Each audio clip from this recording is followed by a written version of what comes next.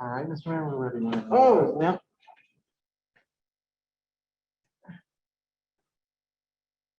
Thank you, Jason. Thank you, Drew. Thank you for everyone that's come here to Portsmouth.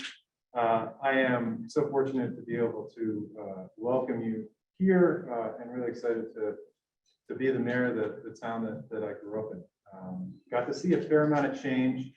And that's pretty much the only constant that I can recall in Portsmouth is change. Constantly changing, have so for hundreds of years, and we're celebrating our 400th in just another year. So you're all invited to that party. I understand there's other towns thinking that they're having a 400th celebration, namely Dover, maybe Newcastle, but we are going to throw the biggest party of them all. But we're here tonight to talk about housing. And I'm going to be honest, when I saw that, I first heard about this study in a Seacoast Online article that called us, it was the Restrictive 6, and I was pretty ticked off because that hasn't been our lived experience. And I think that when I think about zoning, there's a lot that needs to be improved, and we're going to be doing that on the council. We have Councilor Moreau in the attendance tonight, who was started off last night forming the zoning review committee that's going to be taking into account all zoning across. We got to come up with a better, more impactful name with that, but we couldn't. So land use review committee. But we are incredibly excited because there are opportunities to improve. And while I believe that Portsmouth, we think of ourselves as inclusive, we think of ourselves as the city of the open door, there are market pressures that exist that we want to best take advantage to continue to offer the diversity of that we can in Portsmouth and continue to welcome more people to the state of New Hampshire in Portsmouth. So I am really excited to be here as a part of this panel. I'm really excited to hear this presentation. I know this is a conversation that is not just happening in Portsmouth. I'm lucky enough to be on a mayor's roundtable discussion, and to a mayor, everyone is talking about this in New Hampshire. How do we tackle this? How do we solve this? How do we make it so that, you know, selfishly as a dad to a 5-year-old and a 1-year-old, I don't have them living in my house for the rest of my life while still getting to live in Portsmouth. So it's something that we need to solve. It's something I think collectively we can solve. And I'm excited for a lot of folks that show up here tonight in person, as well as on Zoom, to have this conversation. So with that, I'm going to sit down. Done a lot of talking, and I appreciate Jason coming up and giving the presentation. Thank you, Jason.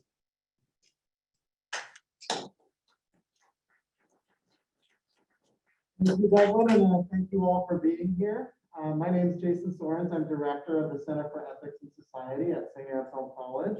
And our mission is to help organizations and communities solve important ethical issues using collaborative research, education, and discussion.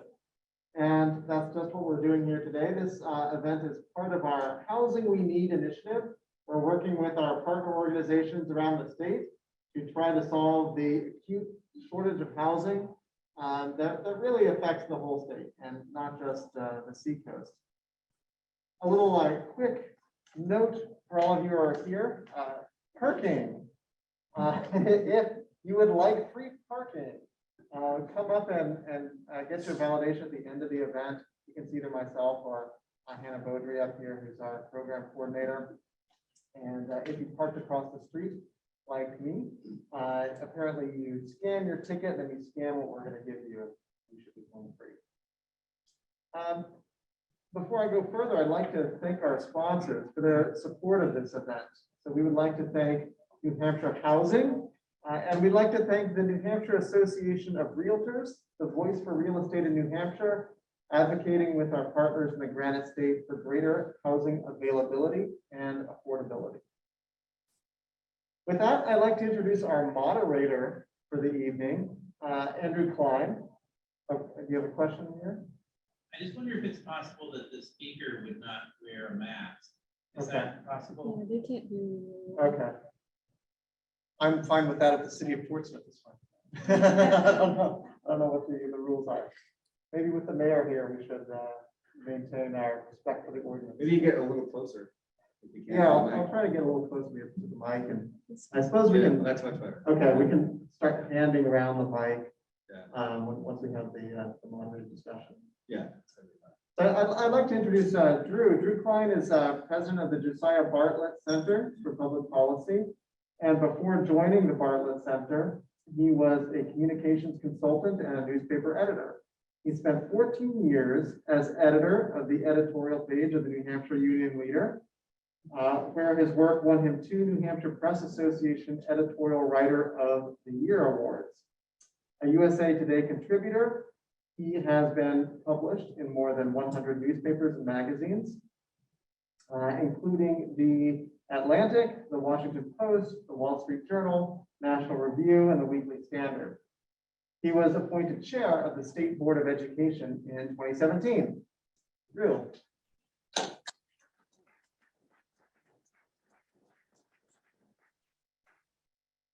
All right, thanks, Jason. I'll try to speak a little louder. If you can't hear me in the back, just let me know. I'll try to make sure everybody's accommodated. Welcome, and I just want to say on behalf of the Josiah Bartlett Center, thank you everybody for coming. So those of you who might not be familiar with our work, we are New Hampshire's free market think tank. So what we do on a day-to-day basis is try to develop free market public policies at the local and state level that promote opportunity and prosperity for all Granite Staters. And we have done a lot of work on business regulations, taxes, occupational licensing. And in the last several years, we found ourselves drawn to housing. And our research and research around the country has led us to the inevitable conclusion that New Hampshire's biggest public policy problem right now is land use regulation. It is the constricted supply of housing.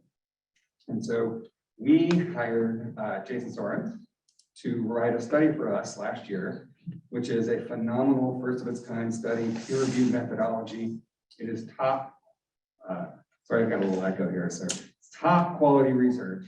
And we were very pleased to do this because we wanted a New Hampshire specific study that really looked at the local level in New Hampshire at the land use regulations and tried to tease out so we could really help policymakers figure out how much of this problem in New Hampshire is driven by these regulations versus maybe other factors in the economy. And that's what Jason's study does. And I'm going to let him present the findings to you, which I think you're all going to find very interesting.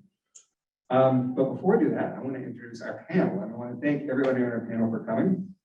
We have obviously Mayor of Portsmouth, Deaglan McEachern. So thank you very much, Deaglan, for coming. We really appreciate having the mayor here. Portsmouth is one of the most important cities in New Hampshire, and it's sort of, to me, it is a what would you call it? It's the flagship city, so to speak. If you Google photos of New Hampshire. I really think that if you Google New Hampshire and do Google image search, you will come up with photos of the White Mountains and photos of Portsmouth. And so it is a really, really important part of New Hampshire, and we're so happy to have you here to talk about this issue. And we have Sarah Wrightsman from New Hampshire Housing. Sarah is the, and I'm gonna have to read your title because I'm always gonna bungle it if I don't, Coordinator of Community Engagement at New Hampshire Housing, and the former Executive Director of the Workforce Housing Coalition of the Greater Seacoast. So welcome, and thank you for coming. And we have Darren Winham, who is Economic Development Director for the town of Exeter. Very excited to have all of our panelists here. So we're going to get into a good discussion of the report afterwards, and you can ask questions of Jason, questions of the panelists once we get further into the program. But for now, I'm going to turn it over to Jason to present his report.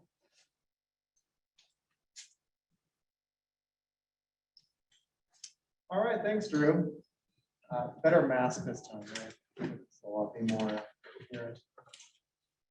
So let me give you a little roadmap to what I'm going to talk about very quickly.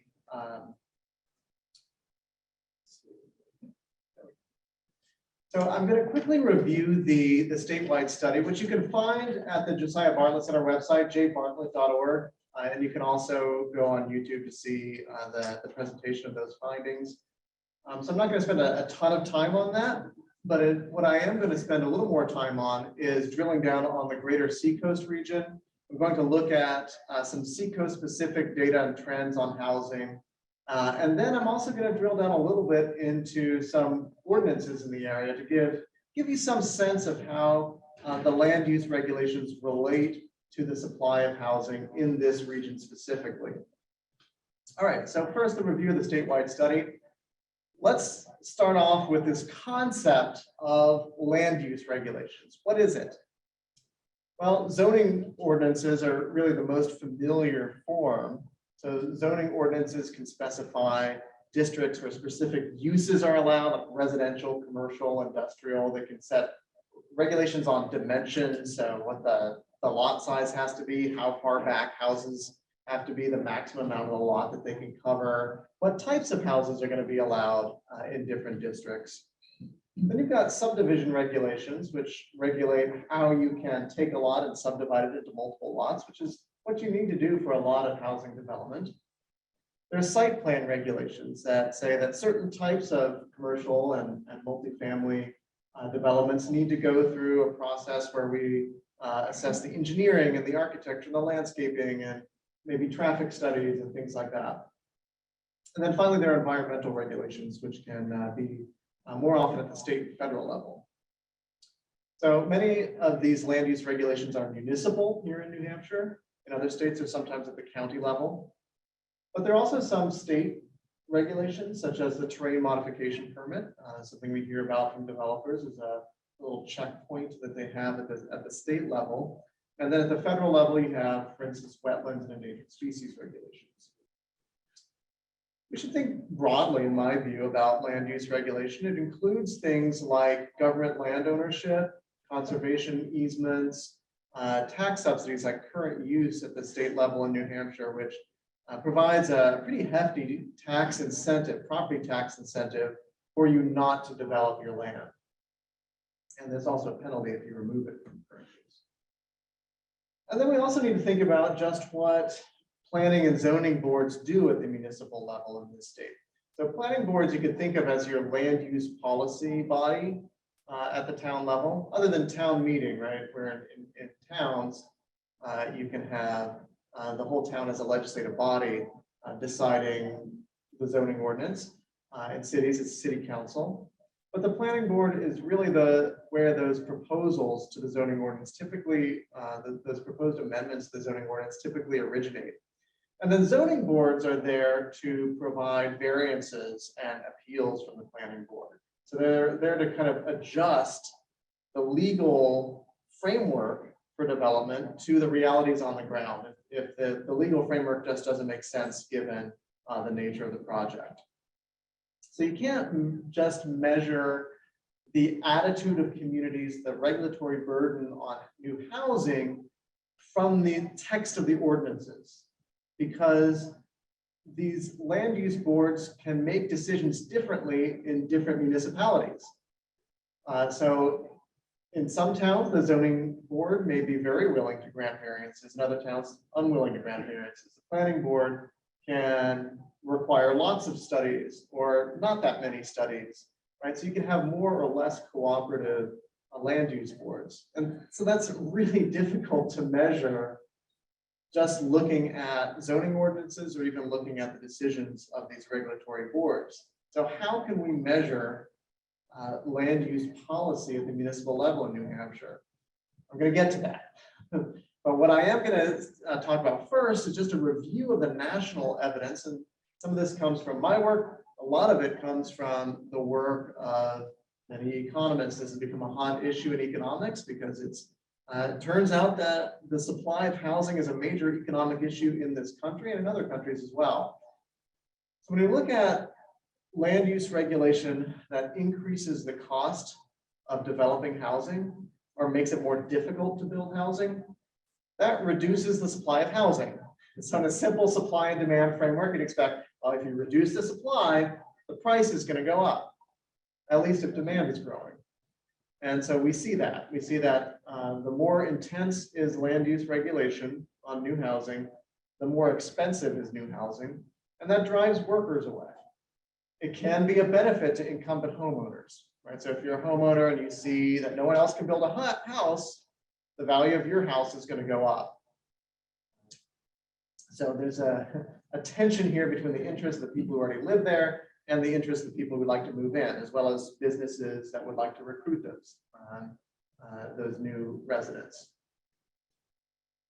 Residential land use regulation, according to the evidence, reduces our prosperity significantly. One common estimate shows that US GDP is 10% lower than it would be even if you just moved the most stringently regulated jurisdictions in the country to just an average level of regulation on new housing. US GDP would be 10% higher. That's a really significant difference. There's also a lot of evidence from places like Massachusetts that shows that residential land use regulation does not reduce the property tax burden. This is one of the justifications for it. People who support limiting new housing will say that that's necessary to make sure that we don't get kids in schools or things like that. But there's a large and growing body of evidence that these regulations may actually increase the property tax burden by making it seem as if the tax burden is falling when it really isn't, because what you're doing is you're driving up the value of housing. And as we know in New Hampshire, when you drive up that assessed value, you can raise the same revenue on a lower tax rate. So your tax rate seems to be falling, but the actual amount that you're paying every year may even be going up. If there's substantial evidence that restrictive land use regulation increases racial and socioeconomic segregation. Jonathan Rothwell, who we worked with at the center, he's now the principal economist at Gallup. He's done a lot of research on this, and he finds that in the more regulated metro areas, you see more of this racial and socioeconomic segregation. You also see greater achievement gaps among school kids in those metro areas compared to the ones that are less regulated. And so the reason for this is that places with the better public schools can be very expensive to get into when they regulate the supply of new housing. In places that don't regulate the supply of new housing, families can easily move to districts that have better schools, and you get less of that inequality across socioeconomic levels in their ability to get their kids a good education. So lots of negative macro level consequences of limiting the supply of housing. So what about in New Hampshire? Do we find similar results? And so I'm quickly summarizing the results of my statewide study here. I looked at the strictness of supply restrictions by looking at the excess price of single family homes in each municipality. And in the interest of time, I'm going to be pretty general about how I did this. But again, I don't think I can look at the ordinances and actually really get a super strong sense of how restrictive each town is. So instead, I look at how expensive houses are in that town compared to what you would expect given their characteristics. So take the same house that was built in, say, 1950 with 3 bedrooms and 2 baths and a lot size of 1 acre. Move that house from town to town. What would that house cost in each town? And that gives me the excess price in each town. I can use this by using the entire data set of all single family home sales in the state since 1998. It's a huge data set, over 170,000, I think, home sales. All right. And so that gives me the excess price in each town. Now, some places like Portsmouth could be expensive because they're in high demand, right? So to get a supply restriction, we also need to correct for demand. And so I look at population growth. So essentially what I'm looking at is those towns that are more expensive than you would expect given their population growth. So imagine a town is growing very, very slowly, but is also super expensive. That's going to tell you that supply restriction is going on there, right? People are not moving to this town. If anything, they're moving away, but homes are still super expensive compared to a place that has low population growth and low excess price. Well, that place probably has cheap housing because demand is low. A lot of the north country is like that. And then what about places that have lots of population growth, but not high excess price, where houses are actually cheap. Well, those are the places where we know the supply is not very constrained. They're actually building new housing to accommodate that new growth. All right, so that is just the intuition behind what I do here.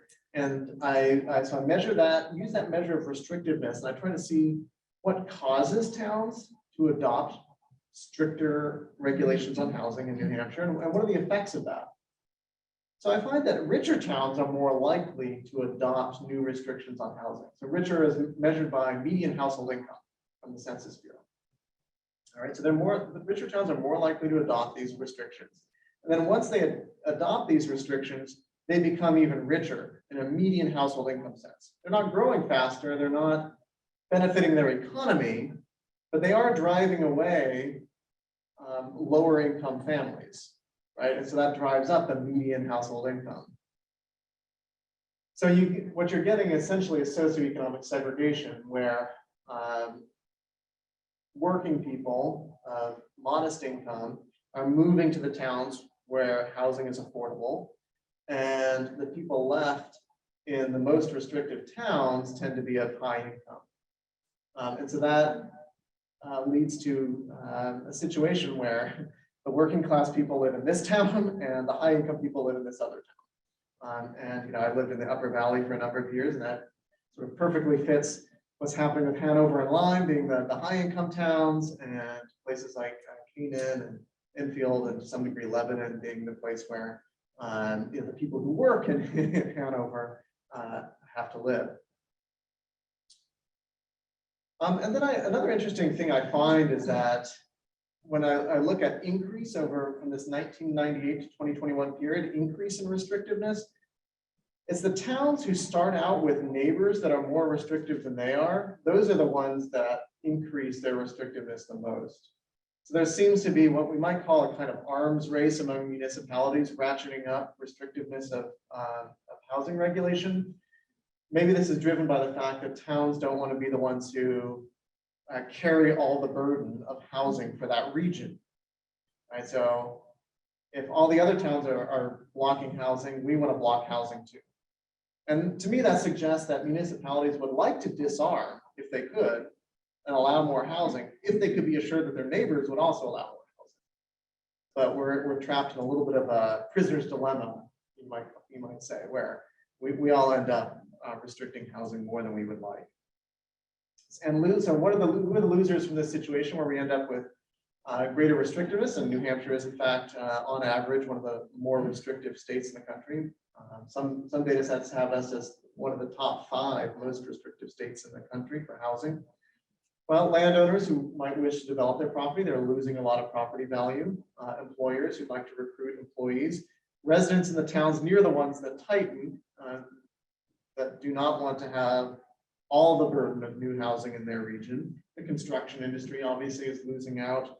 People with respiratory illnesses, because especially with the way we regulate housing in New Hampshire with minimum lot sizes, we're driving people out more and more to the exurbs, and they're seeing their commute times get longer and longer.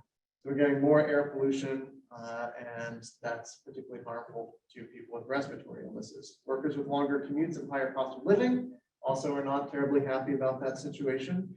Children from families of lower income who are stuck in less well-performing public schools.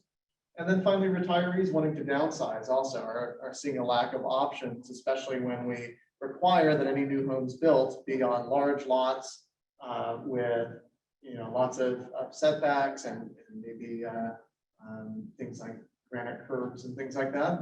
That's going to increase the cost of those homes, and it's going to make it difficult for people who want smaller houses to find them. All right. So some of this is going to be very familiar to many of you here. This litany of problems with excessive regulation of new housing.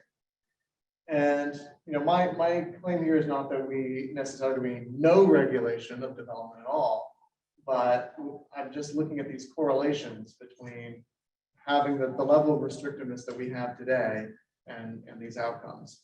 So let's drill down on the Seacoast. I'm going to spend a little more time on this so we can look at the communities in this region and see how they fit into this overall picture.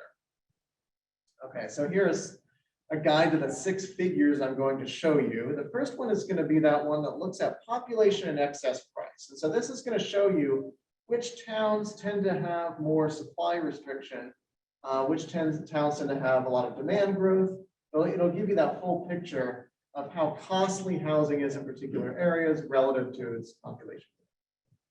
And then I'm going to show you some relationships between that measure of restrictiveness, we might call it regulation, and other factors like median income change. So how do we see towns on the seacoast? Which ones are gaining in median income, becoming richer, which ones are not? And then which towns on the seacoast started out with higher income and which did not? And how does that relate to how regulation has changed over that 1998 to 2021 period? Then I'm going to introduce some new data that wasn't in the original study. And we'll look at building permits. So here I got some raw data from the Office of Planning and Development.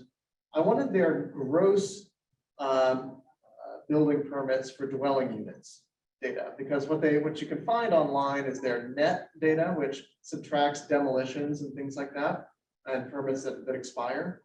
I wanted to see which towns are more willing to just give new dwelling permits to landowners and developers.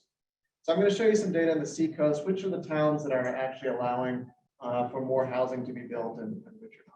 And then I'm going to look specifically at multifamily permits, because multifamily housing is the type of housing that's likely to be more affordable. I'm talking about rental housing here for the most part. And so that's going to be more affordable to families of lower income. All right, so what are we looking at here? This is on the y-axis, I've got excess price. I averaged it for the last 8 years by municipality. Each dot here represents a town in the state. And in the Greater Seacoast region, I've actually have labels here. And there are enough of these, there's going to be some overprinting, and you're not going to be able to make out the names of every single town here, just be forewarned.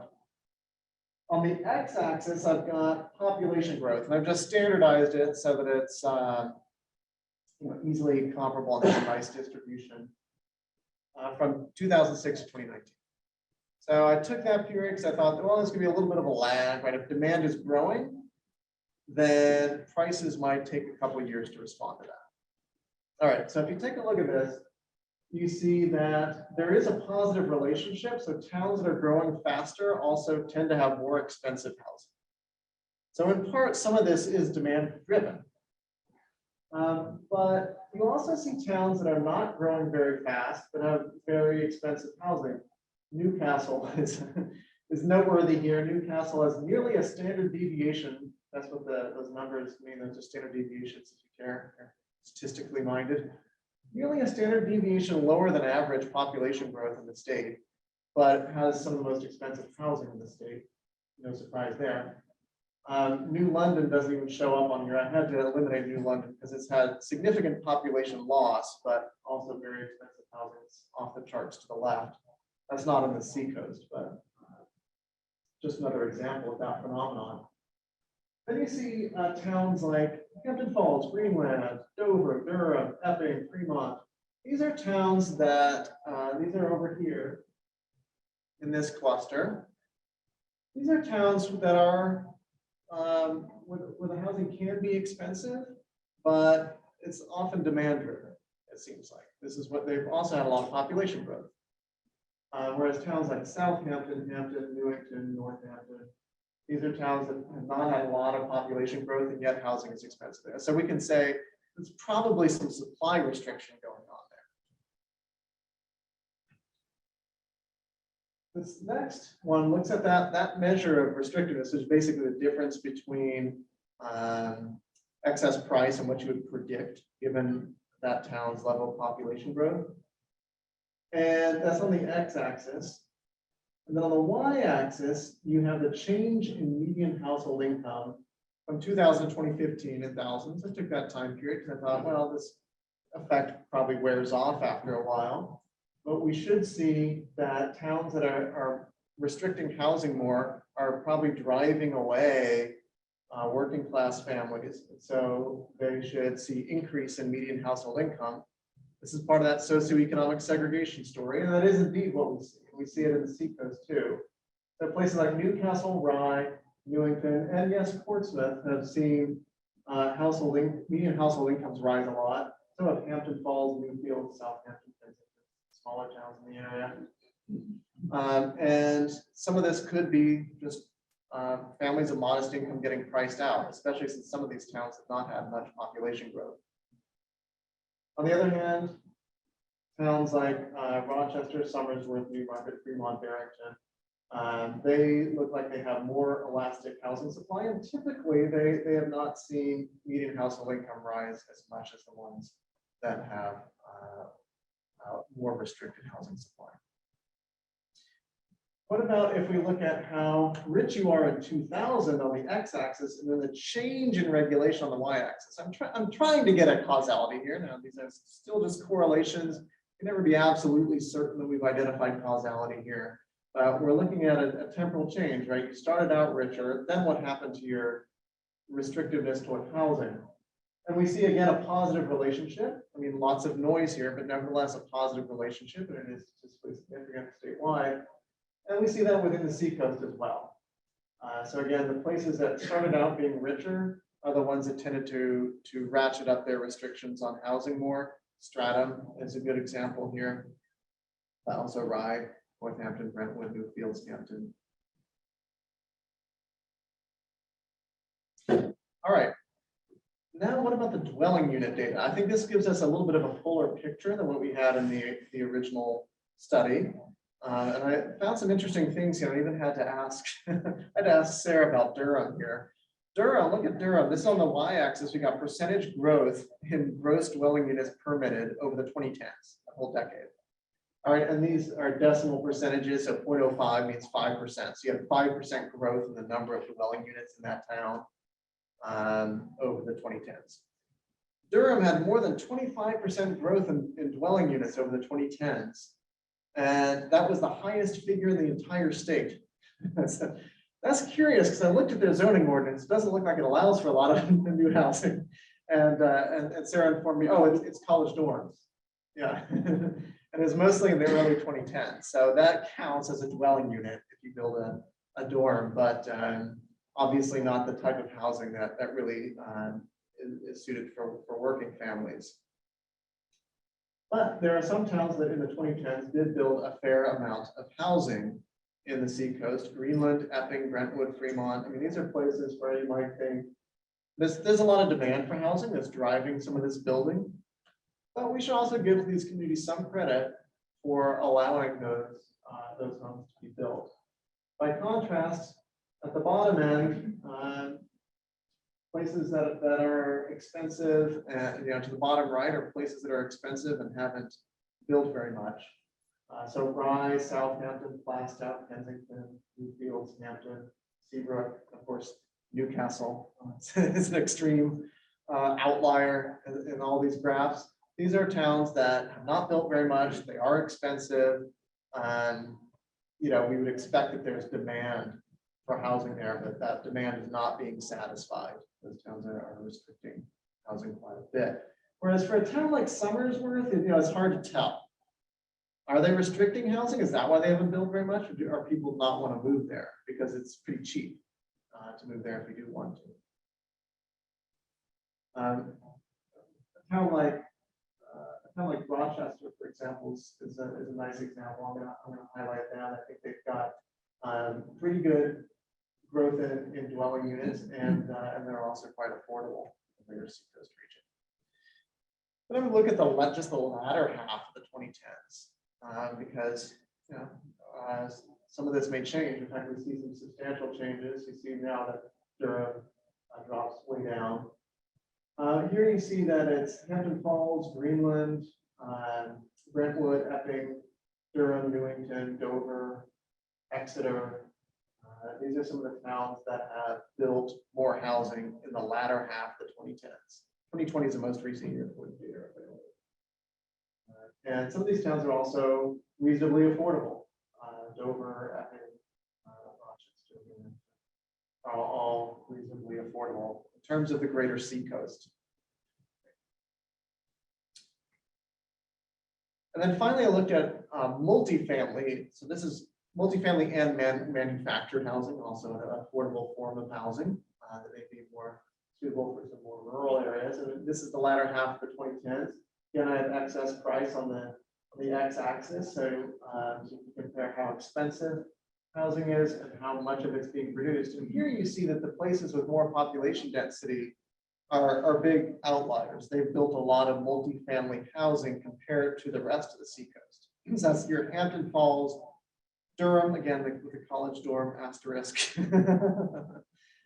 Exeter, Portsmouth, Dover, and Rochester really kind of stand out as ones that have built a fair amount of multifamily housing. And then there are quite a few that have built virtually none, including Newcastle, Rye, Plastow, Brentwood, Ballinsford. So some of those, there's a lot of overprinting there because there are a lot of towns that have built very little multifamily housing at all. All right, so then I did a deep dive into all of the larger towns in the Greater Seacoast. I looked at their zoning ordinances, their subdivision ordinances, their site plan review ordinances. I wanted to see, do provisions in these ordinances match up to what I'm finding in the data? And I would argue that ordinances do matter, even though we can't just read off restrictiveness from the ordinance. The ordinance does matter. Variances can always be given to a requirement in the zoning ordinance, but every checkpoint increases cost. The more variances you have to get, the more costly it is for a potential developer, and especially when you get public hearing requirements. That can be a real burden because political scientists have found that the people who show up to these public hearings are overwhelmingly opposed to new housing. These are often abutters, but in general, they're people who just don't want anything to be built in the area, and they're overwhelmingly older, white, and male. Not there's anything wrong with that. I'll be there soon myself, if not already. But they're not representative of the community. And some of the polling that St. Anselm has done, particular housing project, shows that even the very controversial ones are popular. So there was a development in Bedford, out where we are, called Market in Maine, that was supposedly the most controversial development ever proposed in the town's history. And it was eventually defeated. Our polling showed that over 50% of the town supported that development. But those people were not heard in the public hearings. The silent majority was unfortunately silent. So public hearings are not really an example of democracy in action, maybe kind of the opposite. They're a way for the minority to rule. So some things I notice a lot in New Hampshire, lots of small projects subject to site plan review, duplexes banned in many zones, residential often banned in commercial industrial zones. These are things that I think, can't blame any one town. It's almost universal throughout the state. These are ways that costs are driven up.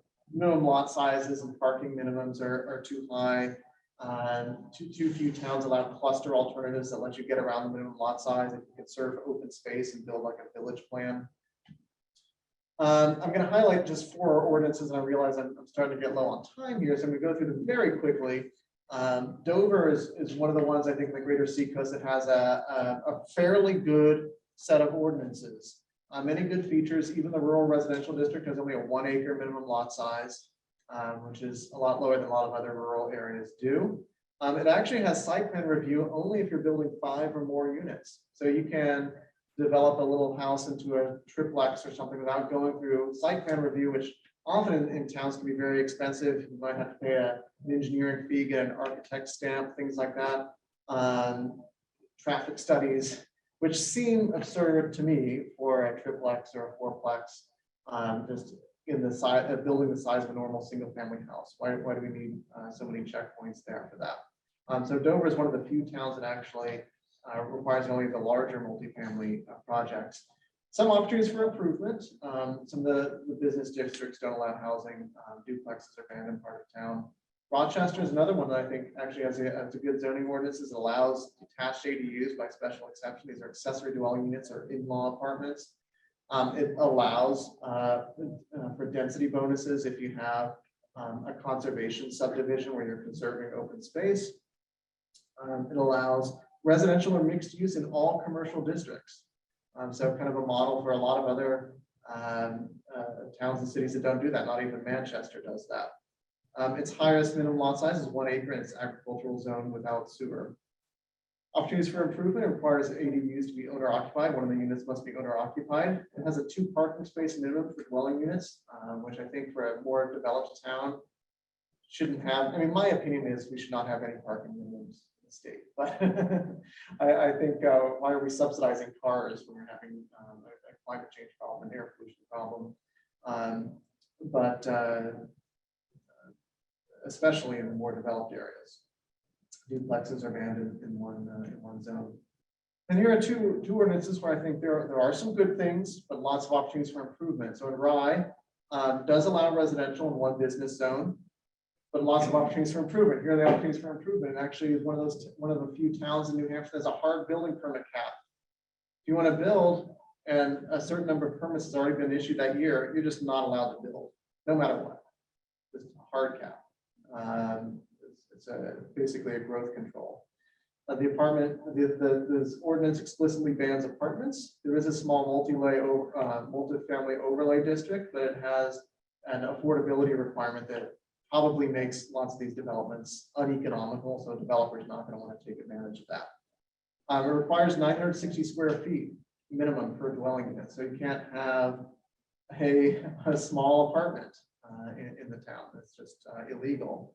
2 parking spaces per unit. Even an ADU, even a little in-law apartment has to have 2 parking spaces. Lot sizes are too high. Even they're 1 acre plus, even in the most densely populated parts of town.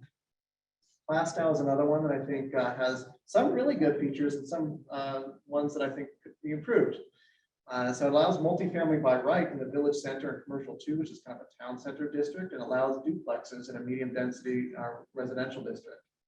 But it doesn't allow residential in most commercial industrial zones. It has a minimum lot size of 1 acre, even in the village and town center areas, right? Shouldn't we be promoting infill development in these areas? It has 2.5, even 5 acre minimum lot sizes in other areas. This is a Massachusetts border town where there's a lot of demand for housing. So those are pretty extreme minimum lot sizes. ADUs must be owner occupied. There's a connecting door requirement and 2 parking space minimum. All right, so I've run through a lot there. I wanted to give you something substantive and meaty to think about in terms of opportunities for improvement for allowing more housing. We need to allow more housing if we want to promote job growth, if we want to reduce socioeconomic segregation, provide social mobility opportunities for families of modest income.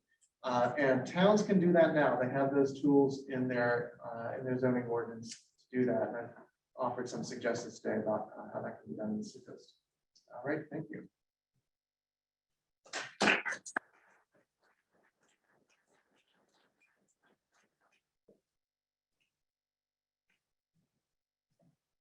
All right, thank you, Jason. Now is the time we'll be passing out the pens and papers for the audience quiz. Everybody ready? All right. So what I'd like to do now is turn over to our panel and really just talk.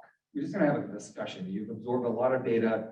Hopefully, we're all taking notes. You can go to jbartlett, 2 T's on the end, .org to download this. It won't be on the front page, but if you search for land use regulation and housing report, you'll find it.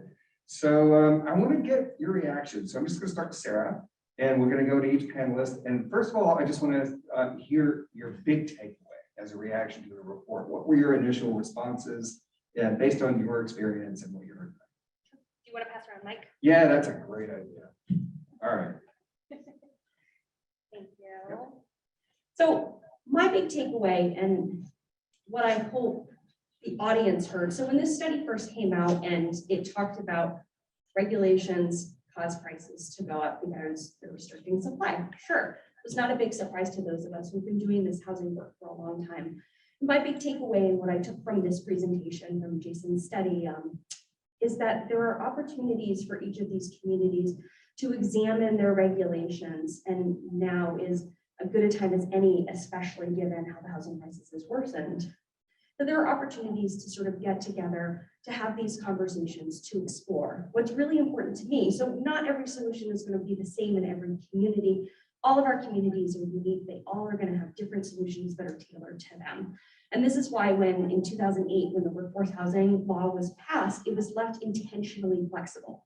Municipalities across the state are obligated to provide reasonable and realistic opportunities for the development of workforce housing. But how you do that is up to you. What's really important to me is that communities come to the table in good faith to have these conversations with some degree of sort of willingness and curiosity to explore. And there are communities that are doing a really good job. And these are communities that tend to take advantage of their resources. They might do something like create a housing committee or a land use committee, like in Portsmouth now. They might create a housing commission so that they can bring people around the table to have these conversations. They might apply for a municipal technical assistance grant, which is a program that's administered by Plan New Hampshire and funded by New Hampshire Housing. That provides communities with money to explore and examine their land use regulations. So there might be communities who take advantage of the other resources. So all of you who are on the Seacoast have access to the Workforce Housing Coalition of the Greater Seacoast, which is a great resource. Or you can connect with us over at the Hampshire Housing, and we're happy to help too. And truly, it's about getting together to have these conversations, to put in the time and the energy to engage, and to find the solutions that work best and are tailored to your community. So that was my takeaway, that there's opportunities to explore and examine at the local level and find solutions that work for your community.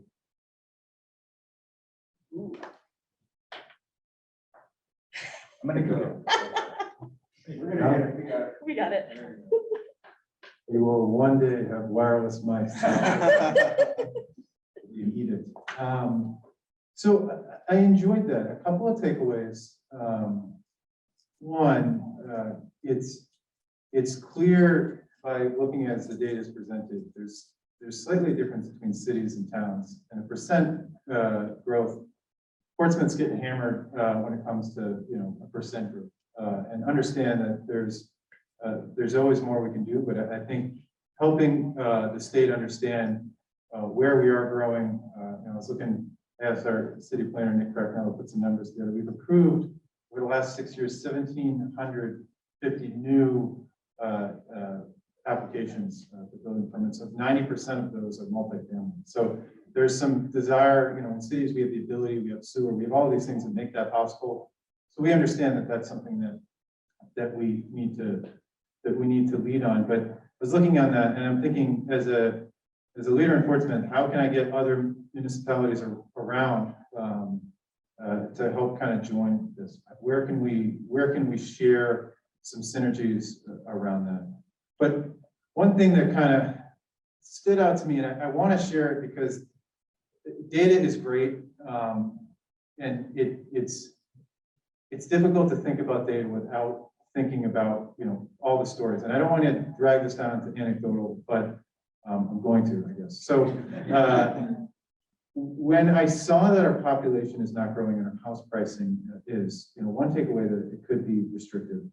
Another takeaway, one that I hear all the time, is I can't afford my taxes. Now, if you look over the last few years in Portsmouth, our budget has remained largely consistent in terms of our contracts with basically employee cost of COLA adjustments, cost of living adjustments. That's where our largest increases are coming from. When that happens, so our budget goes up, 2 to 4% a year. 2 to 4% increase year over year. That's tough for somebody to absorb, from a fixed income standpoint. And there's reasons, we're getting more from the state in terms of retirement, and I could go on and on. We don't get our fair share of rooms and meals. That's not this conversation for tonight. But what is this conversation is how we assess properties, and that's the similar home sale value. So your house can go up 20%, 25%. I'm really worried what COVID has done to Portsmouth in terms of the valuations that we're going to see. So housing prices are going to go up. People will not be able to afford that, and they sell to people that are fleeing other areas. And spoiler alert on this in terms of workforce, COVID has changed dramatically how people and where people can work. So the pressure that we think we feel right now, I don't have good news for you. It's going to be more and more pressure on municipalities that have great services. And Sure, you don't have to flatter me. I love Portsmouth. It was nice of you to open with that. But there's a lot of people that want to move to Portsmouth. That places a pressure on Portsmouth, and still we want to accommodate that. But I want folks to understand that that when we do accommodate that, it increases the home values that people see. It draws more people here. It puts a different pressure on folks. And although we've had all of these building permits, and many of them have come to fruition, thinking the West End Yards, and I'm thinking of these opportunities to grow more here, it creates a system of, well, I thought if we built, we were going to solve all this. I thought if we built in Portsmouth, we were going to get lower cost of housing, and the market is not there to be able to do that. If you can build a house for 400,000, and that's your all-in cost, you're certainly not going to sell it for 300,000, and you're likely in this market to be able to sell it for $1 million. And so, my view of this is, how do we not be more restrictive, but how do we use zoning to enact the things that we want? And in Portsmouth, I grew up in a town that was economically diverse. It didn't go all the way back to the 80s, but I've seen some changes. And when people talk about old Portsmouth, and they do that a lot here, what they're talking about is a scrappy seaport town that was kind of built by the Navy Yard that had more economic diversity in it. That's what people want. And when I think of zoning, is how do I capture that given the market pressures that we have? And how do I get more of my neighbors to realize that the character that we want, that we're yearning for, is that diverse community, and getting some of our, our neighbors through leading on this, but to join us in having more opportunity to create, more opportunities for more neighbors. And that's really my takeaway and thoughts of that. I did enjoy it. Thank you. Thank you. Good job. I'm on this panel, I think, because I take more of a militant approach. I think, to this situation. I was asked to speak at the RPC, and it's interesting when you go to an RPC meeting, you have people from each community that's there. And we had one, and we were talking about the issues and talking about, I was speaking specifically about the workforce demands on larger and even mid-sized companies that are now putting pressure on the BEA to create new incentives. We have some good legislators, ones in the back of the room, they created SB 102. And there's things out there that we get passed, we can start to solve this issue. But we're never going to solve this issue if we don't have a collective approach that is both, that has both the carrot and the stick. BEA is working on some stuff right now with the carrot, which is really, really good things that I think some developers will take advantage of, because there are good developers out there that do want to build multi-type of level housing, not just market rate, because they're going to overpay for a piece of property. They're going to have to go through it. It's not just the zoning. The zoning has to get fixed, but also education on boards. We have a big problem. You talk about white old men to come out against things. Chinberg always says how you get 1,000 people to come out against something, but there's probably 2,000 people like it, but you'll get 2 in the room, and there's so much pressure on these boards. There's not a lot of diversity in boards. Most of the boards here are groupthink. And so when you have somebody who comes in and the board doesn't like it, even though you could potentially, it could pass and probably should pass, then you have things where they send these developers, they bleed them dry. And they do that by saying, okay, well, I see you did a wildlife study, but we don't like your wildlife study. We don't believe the wildlife study. We want you now to pay. We want you to go, we want to pick the wildlife biologist that's going to do this study. And by the way, you're going to pay. Same exact thing with a traffic study or any of the other things that they're put through. But when you go in front of the ZBA and you're trying to get a variance, and Exeter's very good, their ZBA is very good. They make some bad things, but they're pretty good for the most part. And they really hear people out. The problem is the biggest issue that developers have, even ones that would love to build multifamily and kind of diverse and workforce housing, is that the costs, every time you make them come back to me, and they go up, keep going up and up and up. And so we need to address that too, along with getting communities on board. And the last thing, by the way, my big takeaway is you did a great job. That was the way you kept looking at the data from different angles. I thought was fantastic, very useful. So I'll just say this, that the militant side of me says, we need to fix the problem with Stratton, with Northampton, with Newington, with Newcastle, these towns that just, Northampton with 2 acre zoning, come on. It's just, you're just not part of the solution, and our businesses can't take it. And that's why the VEA is taking a big, long look at housing, is because you have large companies, and a lot of employers that are saying, look, we're gonna go to Georgia. Your electric costs in New Hampshire are through the flipping roof. I can go down there, I can get property cheaper, I can probably put a workforce together. I don't wanna leave, but you've gotta solve this problem. You gotta help us with that. We're never gonna solve it when it is Exeter, it is Hampton, it is Epping, it is Rochester, it is Somersworth, it is Dover that are doing all the heavy lifting. Portsmouth's doing the heavy lifting too. I commend you for what you're doing. That's what we have to do. We have to find ways to get these other communities on board, even if it means twisting our arms behind their back. That's why I feel that. Awesome, thank you. Sure. In a little while, Darren's going to tell us how he really feels about this.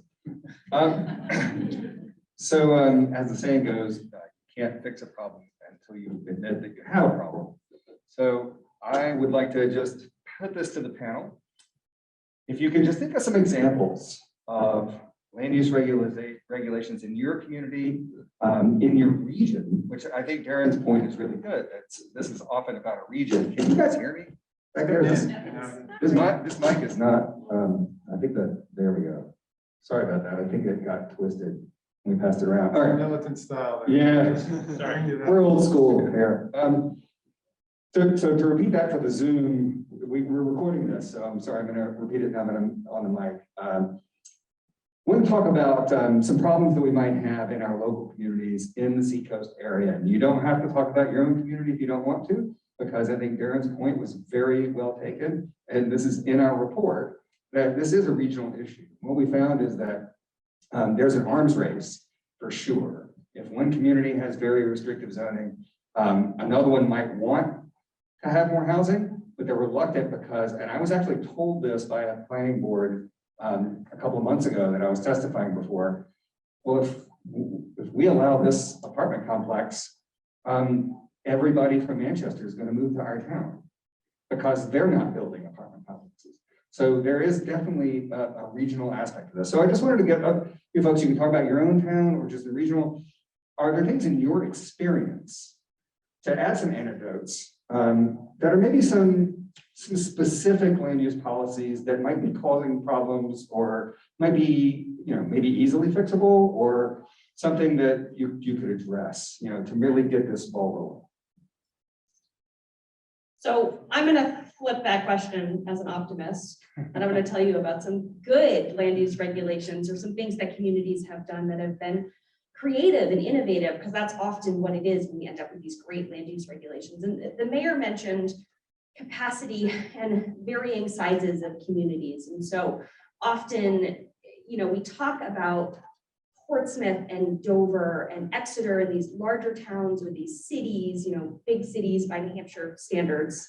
And we don't talk as much about the more rural communities, the smaller communities, the ones that don't have water and sewer, the ones that are a little bit more restrictive, because it makes sense for them to be a little bit more restrictive for these bigger communities. But there are opportunities there too. And so I would point to communities that have great accessory dwelling unit ordinances. This is something that works in every single community, to just have a great progressive sort of ADU ordinance that works and allows people to become not just homeowners, but then home creators. And whether it's their parents or their aging or their adult children, their aging parents who want to downsize, whoever it is who wants to live in this ADU, or if they want to rent it out to someone, that they're creating housing. And it works because we're talking about creating a little bit of infill development. And I've heard folks call it gentle density, where you're adding a little bit of density, but you're really not disrupting the character of the neighborhood or the community at all. And so there are a lot of communities in New Hampshire that when the ADU law was passed in 2017, they sort of took the bare minimum approach. They allow ADUs, maybe by conditional use permit, maybe by special exception. They only allow attached ones. They have owner occupancy requirements. And this was some things that Jason pointed out. How many parking spaces are you requiring? If you only allow an ADU up to 800 square feet, do they have to have 2 parking spaces? Possibly not. Sure, there could be 2 people living there or not. And then there are other communities that have done some really great, creative, innovative things. Like I mentioned Dover, because Dover always sort of comes to the top of my list. Like Dover and Exeter and Portsmouth are communities that have done great sort of creative things and put some thought into this, and that's awesome, and that's really what it takes. And then I look at a community like Rochester, which has some things that they could do differently, but also has some great sort of creative things that they've implemented. For example, in Rochester, they found that one of the problems that they were having was that in the downtown, it wasn't getting redeveloped and revitalized the way that they wanted it to. And one of the barriers for developers, so they listened to developers and heard what they said, was that the requirement that the first floor, the street level, be commercial was challenging. Commercial property is more expensive to develop. It's riskier to carry for the developer, but it was also, we're talking about Rochester, where there was a lot of vacant commercial space. Developers weren't jumping to build more commercial space in Rochester. And so what they did was, and this was initiated by the most passionate code enforcement officer I've ever met in my entire life, he proposed that they require commercial, and I believe it was the first 30 feet. So on the street level, you've still got that commercial, it's got that downtown look, but behind that, you can have some residential development. So that was something that I've never seen another community do. It was creative, it was interesting, it was innovative, and it worked for developers, and it spurred redevelopment in Rochester. So we have these sort of great examples, and even I try not to ascribe a value to zoning generally. Zoning isn't good or bad. Zoning is a tool. It's a tool that we can use to restrict housing, or it's a tool that we can use to leverage what we have to get what we want. And I think inclusionary zoning is a great example of that. And we had Rebecca Perkins-Coca in the room, who was a Portsmouth city councilor when she championed the Gateway mixed-use zoning district to literally leverage what you have to get what you want, to require a little bit of affordable housing in otherwise market rate projects. And that's what you have going on at like the Cinemagic, the West End Yards, and Dover similarly uses that tool, and Exeter in their mixed-use neighborhood district similarly uses that tool. You require a little bit of affordable housing, give the developer a density bonus, and get a mixed income project, which is really fantastic. But it's a great example of what we can do to leverage what we have to get what we want and use that zoning tool for sort of, good instead of restriction. Thanks, Sarah. On that last one, it's a good example of the hardest part about zoning is that it's always a fast follow to the market. And the market moves, faster than we're often able to keep up, and take away a goal of our council and Beth, Council Moreau is in the audience with the land use review committee. That doesn't just take in councilors or planning board members, although it has representatives from both. It also has economic development on there, and city planners in order to figure out what are some of the things that we could improve on. And going back to some of the density bonuses that we have, I think that we saw in Portsmouth, and again, this is not those rules were started, but what we're looking at is, okay, we had two options. One was an option for green space, and green space is in our master plan. It's something that we all value and something that I think there's a big desire for. Another option for the density bonus was, a commitment to permanently or long-term affordable units, a part of that. The vast majority, almost all of the density bonus was granted to those going to green space area, and that's because it improved. One, it's easier to not build something than it is to build something. Two, it offered kind of like a park to some of these developments. And that was an unintended, we didn't know that at the time, but it's something, one of the various land use regulations that we're going to be looking at and saying, how can we extract more out of this? How can we extract more affordable housing given the pressure that we feel from other people wanting, or more neighbors moving to Portsmouth? The second is that I was thinking about, and I asked to go first because I knew if I followed Sarah, that all of the good ideas would be taken. I hear that. So you'll be able, you're following me, it's easier. ADUs, and so one of the first things I remember doing on the council is just getting like a report back, how many ADUs are we building? Turns out, not a whole lot. I think we have like 39 or so. There could be an enormous amount more because they solve a problem that we all face. One, property taxes. It's something that you want to be able to downsize. You want to be able to say, hey, kids that my sister lives down in Ipswich, I would imagine that she's going to move up into my parents' house and my mother's going to move into the ADU or the cottage behind it. Makes perfect sense for both my family, and then I get my mom to stay in Portsmouth, or my sister gets to come back to Portsmouth, and for my sister who gets to move to Portsmouth from Ipswich. That's great. But it's not easy to build ADUs, not even from a regulatory standpoint, although that is an issue. It's how do I start? Like, I'm not a planner, I'm not a builder. How do I start? And looking out at the future. I went to Berkeley. So we used to say Berkeley was, 5 years ahead of California, and California's 5 years ahead of, everywhere else in terms of these things. It was true even back in the 60s when Berkeley was one of the first places to start exclusionary zoning. I don't know, I won't bore you with all of that, but there's some companies out in Oakland and California that are kind of ADUs out of a box.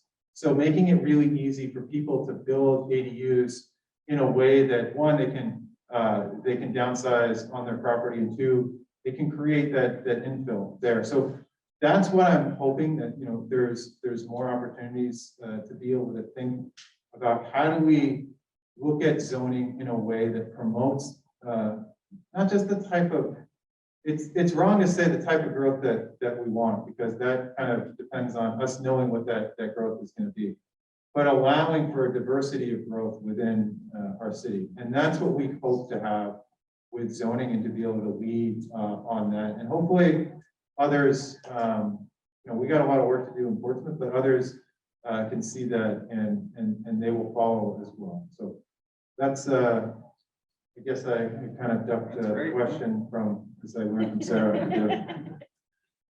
Thank you. Yeah, there's some specific examples I could give. I won't do that. But some good stuff. So obviously, if towns are willing to open it up a little bit and allow developers to think outside the box, as Sarah was saying, and there are some communities that are doing that. Sarah mentioned Rochester, what they have the front part of their thing, front part of their the first floor being commercial, the back part residential. But Rochester also up to 75 feet in their downtown district, which is a very big deal. That gives you a lot more units.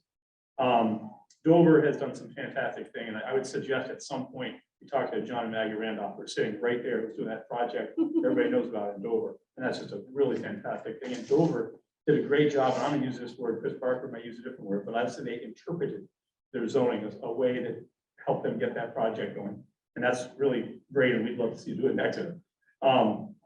So some of the other things that is happening right now, businesses are building for their housing. I think if you give John the mic, let him explain. He can explain how he's doing it in Dover.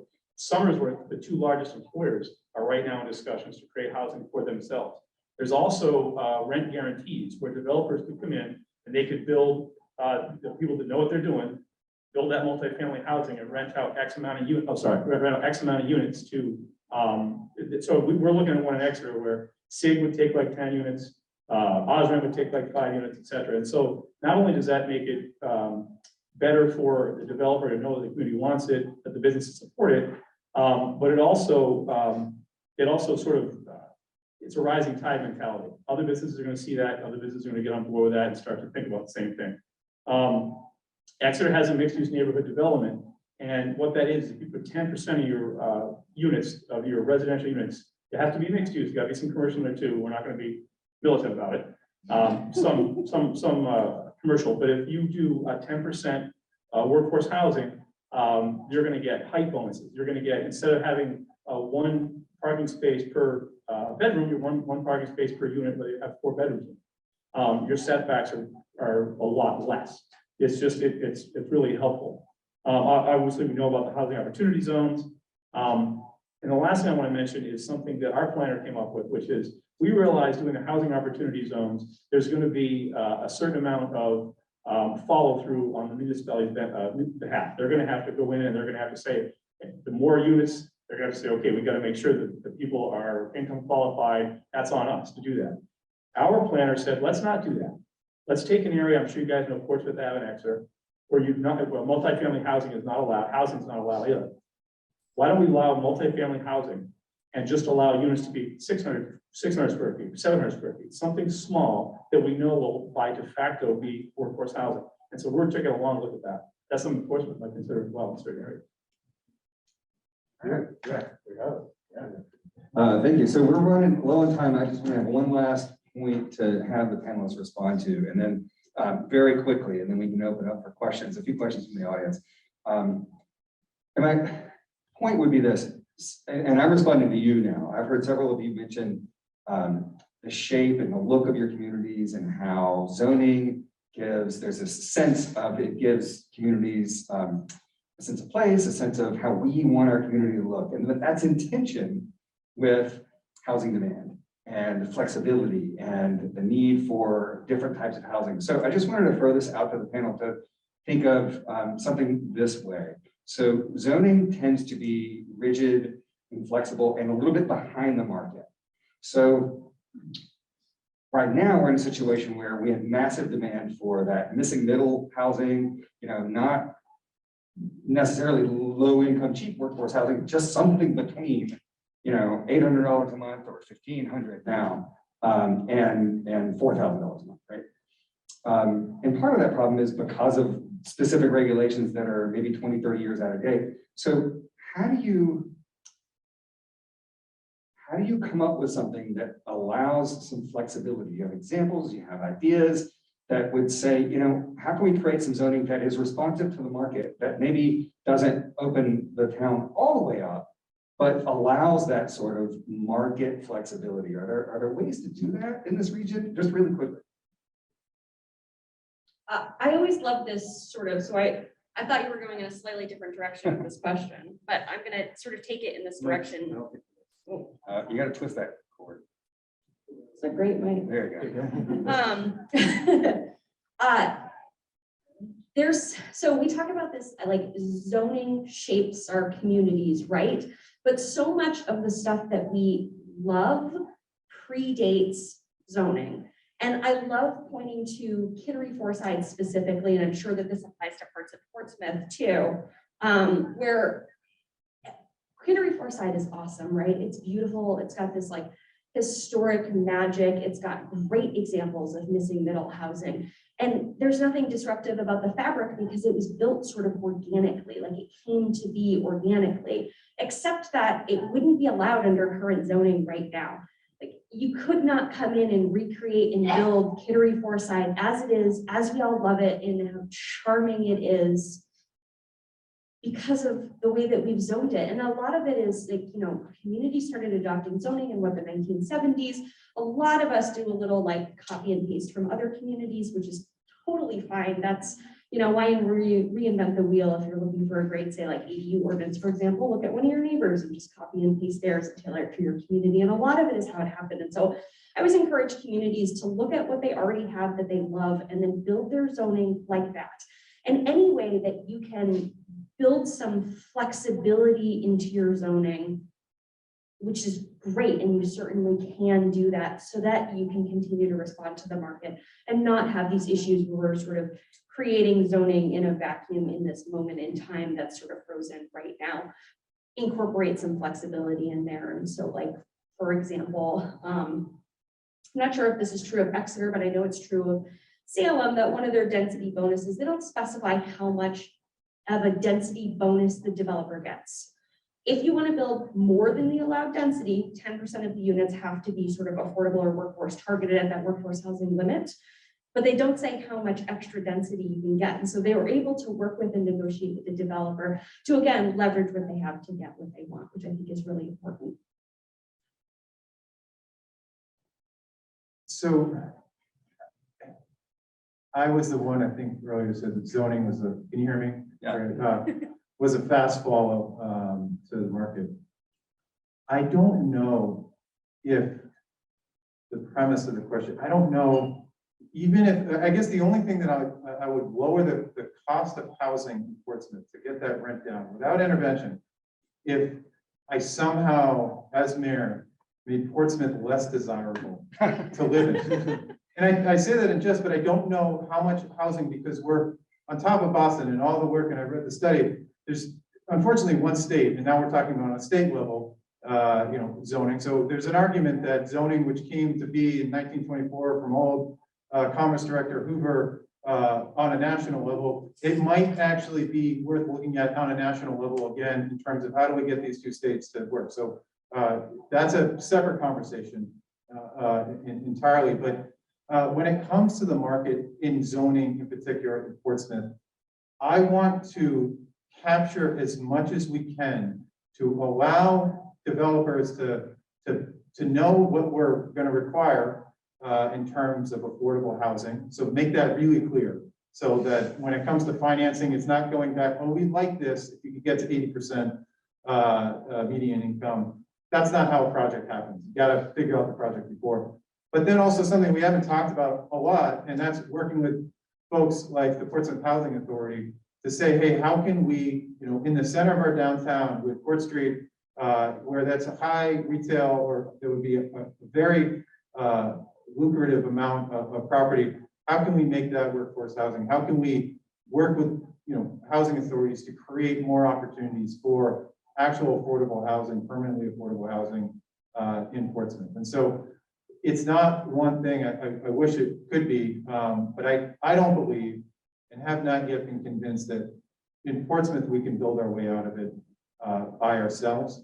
But I do think that we can take the next 10 years and get more of that through incentives, and also, putting our money where our mouth is in terms of actually funding some of this, on a municipal level through our PHA. So I believe the question was, how can communities use zoning behind the market, and how can communities try to catch up to it and try to see what can actually happen, what's practical. What we did, and a lot of times when you have consultants, they come in, they do what they think is, you give them a basic guideline, okay, this is how you think, we'd like to see you do it, and then send them off in the wild. They come back with a document that oftentimes sits on a shelf and collects stuff. What we did is we engaged with developers. So we hired a consultant firm before we created our money, and we were pushing them, consultant firm, we want to get to 25% workforce housing. Brought in a bunch of developers, we got to 10 because they were very practical. They're like, no, it will never work. Here's why it won't work. Here's the numbers. It just won't. And that's what I think a community can do is, like what Sarah said, and like what Deaglan said, look at what you have and get more of that, but also be very practical about that. Talk to people that are actually going to put their private dollars down to change your community. All right. All right, so what I'm going to do with the questions is, I'm not going to pass the mic around. I will repeat the question. So I'm going to ask for questions. If you have one, just raise your hand, speak loudly, and I'll repeat it into the mic so the folks at home can hear. Anybody have a question for the panel? We did such a good job. All right, any questions? All right. I just have a couple of comments. Sure. Maybe everyone can hear me if I speak a little louder. I want to just shore up the mayor, Nick Brecknell from the planning department here in Portsmouth. I've been here for about 10 years. I think, Jason, first, thanks for being here. Thanks for being here, and I think it's really been beneficial, certainly in the planning department at Portsmouth, to review this. There's nothing to even turn. Okay, there we go. So this has been a really helpful experience for us over the last couple of weeks. Obviously, the article came out in October. I didn't pick up the study till January. To go through it, thumb through it, and really evaluate what we've been doing here for the last, at least my 10 years. Certainly, I've been aware of what I inherited when I got here. And to the mayor's point, I think there's some areas of certainly agreement from I'll say me, looking at the assumptions in the study. I think clearly affordable housing or workforce housing on that spectrum, the lower end of the housing spectrum, luxury at one end and workforce or affordable, what I call affordable, deeply subsidized, Portsmouth Housing Authority kind of housing at the other end. and workforce moving its way up in this massive middle that we talk about, the missing middle. I think it's very clear to me, the study tells me what I think all of us have known for a long time, which is affordable housing is a market failure, and the market can't solve that problem. Supply will not, increasing supply will not generate in many jurisdictions more affordable housing. And Portsmouth is a really good example. If we look at the data that we have for permits that have been approved and permits that have been built, we've had over nearly 20% growth over that 10-year period. So I think there's probably some irregularities in the data coming from the city, most likely to the state agency that's collecting the data and bringing it to people like you to crunch it and see where we sit. I would argue Portsmouth is an excellent example of forward thinking, and this isn't to pat any of us on the back. We've got an affordable housing problem, absolutely. But we have made such tremendous strides in just the time I've been here to go from just over 100 new units a year to 300 for 6 consecutive years. We're looking at nearly 2,000 units in those the 2010s. Now, they haven't all come to market yet. There's 300 units under appeal, which is partly, I think, what we demonstrate is you increase supply, prices still go up. So our prices are, I don't doubt the data is correct about the price increases. We know what the market's like here. But there's a real bias, I think, in the study towards rural communities and the focus on a single family home because the data is so readily available. And this is not a single family home community. Half our housing stock, more than half is not single family, half of it's rental, which isn't intuitive to people that live here. And out of the nearly 1,800 units in the last 6 years that have been approved, 90% are multifamily units. So single families are not at all representative of what's going on in Portsmouth. And the good news is they shouldn't be. They shouldn't be in Newcastle. There's no land left there. It's 500 acres with 500 homes. It's continuously going to be off the charts. So it's not that instructive, but Portsmouth and the urban areas are really the places that should be attracting growth like they did for the first 300 years. And I think what's absolutely true is most of New Hampshire, like most states, is rural or suburban. And those communities tend to adopt land use restrictions that are based on growth control versus health, welfare, and safety of the community. And I think some of the solutions to offer that up for rural Massachusetts, rural New Hampshire, Vermont, Maine, things like transfer development rights and village center zoning. You've got to have the ability, if you live in one of these great rural communities, to protect your open space. And the way you can have a market-driven solution is a transfer development rights program that takes the density that you have to allow and afford under the Constitution to the people that the farmers or the landowners out in the rural areas buy those development rights and transfer the density into the village center at the local level would go a long way, because I honestly think most people that are either fighting development in places like Portsmouth that allow it, or places that are rural, are fighting it because the regulations aren't good enough. And that's what we really need to focus on. What's a good regulation versus a bad one, not whether you have one or not. And I think Portsmouth has done a good job, a great job we're working towards. So I think we're providing positive momentum. We've got plenty of room for improvement with ADUs, we have micro apartments, we have parking relief. We've got a 21-unit micro apartment building that's going to be built across the road from here with no parking. And they didn't need a variance. And we have a housing authority with 64 units of subsidized, deeply subsidized housing that got variances for the height. And it's being built. So a lot of the indicators I see, we don't have the large lot zoning, large frontage, we don't have small coverage, we don't have all these things, small towns, which out of 231 are going to be rural for the most part, are using to control how their character changes. It's not always to keep people out, it's to prevent change. But I would argue more regulation is needed, not less, and it needs to be better regulation.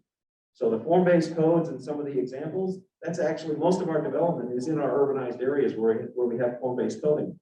Before we had form-based coding, we didn't have the development rate we have now. So we've got a threefold increase in approvals where we've got a fivefold increase in regulations. So it's how you write them and how informed they are by a master plan, which is the biggest first step. You don't get money from a bank if you don't have a good business plan. So you've got to have a good master plan in order to write the right code. And then the right code will likely lead you to where you want to go. All right. All right, thank you so much. I think we're about out of time, but what we're gonna do is, I want to leave you with, and we can have conversation after, if anybody wants to hang out and talk to the panelists, get Jason's autograph, that kind of thing. But I want to leave you with something that the panel and I were just kind of riffing on when we were talking about this, and something that Sarah mentioned. And since we're in Portsmouth, I mean, we're blocks away from some of the most beautiful neighborhoods in New Hampshire. And one of my favorite places to walk in Portsmouth is just down by Strawberry Bank. My wife and I will come here sometimes and just take a walk around the homes that are, I mean, I live in a 220-some-year-old home, and these homes are much older than mine. And we love that. And one of the things that is so beautiful is you have these houses, sometimes they're actually touching each other. You know, they're beautiful old wood frame homes. I mean, you can all close your eyes and picture, right? And you're one house right after another, right after another. And there's no frontage, there's no setback. They are literally on the sidewalk. You can step like that from your front step onto the sidewalk of these old homes. When you look at these neighborhoods, you realize so much of Portsmouth looked like that. Not all of those homes still survive. And one of the things, the most important thing is that those homes predated zoning. What we love about this community, what the rest of the state loves, and I know what a lot of people in Portsmouth love, is that. And that's illegal in a lot of New Hampshire right now. That's illegal in a lot of New England. It is literally outlawed. Most communities have outlawed downtown Portsmouth. I'm not exaggerating. You cannot build it. So I just want to leave you with that thought, that as we're thinking about, shaping our communities and providing more options and infill development and making it so that your grandmother can live in your neighborhood as well as your recent college graduate child. I mean, that's something that we're missing in a lot of communities. And just thinking about what we have lost by over zoning. It's not that you can't have regulations. It's that you got to think about what you're trying to do to reshape your community and what the unintended consequences of that are. And maybe we should get back to thinking about, maybe we should legalize New England again.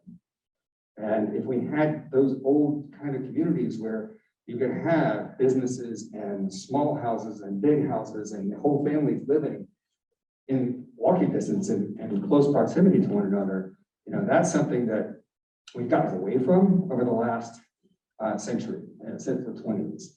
And it's made it, as Jason said, impossible to live near where you work. You have to get in your car, you have to travel, you have commute times, you have traffic congestion. All of that is so strongly related to how we zone and how we force people into designs that maybe they don't want anymore. And so just being flexible and thinking about having those discussions about how we can maybe unwind that a little bit to try to recreate the kind of communities that I think so many of us actually want to get back to. So that's kind of my big takeaway, and I'll leave you with that. And if you want to come up and talk to us after, happy to have a chat with you. Thank you so much for coming.